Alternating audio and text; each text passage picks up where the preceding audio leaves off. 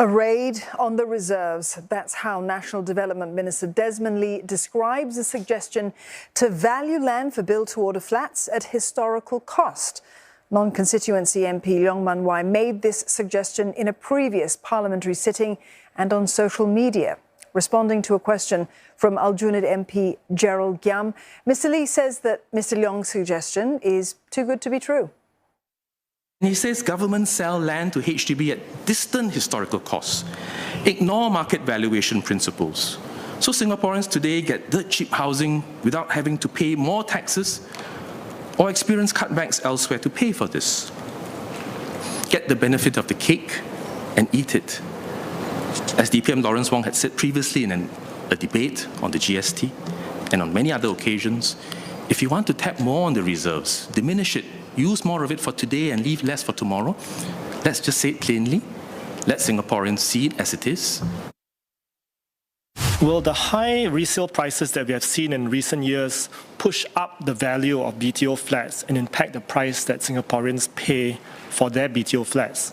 Or does HDB increase subsidies to completely offset the increase in land valuation due to this factor? Second SQ is, how does the government ensure that in practice, that the chief valuer is able to make his valuation decisions completely independently and that no one attempts to influence his decisions?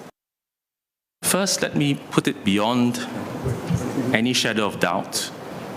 The office of the chief valuer is independent, is in the Constitution. His powers, his protection are set out in law. We do not price HDB flats to recover costs of land and construction. If it were so, then when the land and construction price fluctuates, then wouldn't you see the BTO prices shooting up? In fact, the average price of four-room non-mature estate flats has remained fairly constant before the pandemic in 2019 and last year. Yes, we look at transactions of resale flats that are comparable, but then we have to apply the appropriate subsidies and grants in order to bring down these costs to an affordable level for Singaporeans. And that is why year from year, launch from launch, these have to be adjusted because of location, because of resale prices, to ensure that relative stability in the BTO market prevails. I filed a written question for yesterday's session inquiring the dollar value of subsidies allocated by HDB in each year from 2010 to 2022. A minister, in his reply, did not set out the subsidies for each year.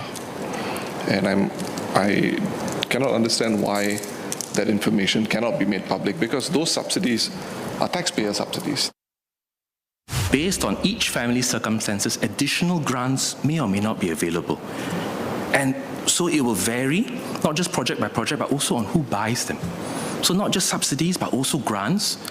And we have provided the cost of construction, which is put out and published. The overall amount of money that government uses as taxpayer dollar to fund home ownership is public information.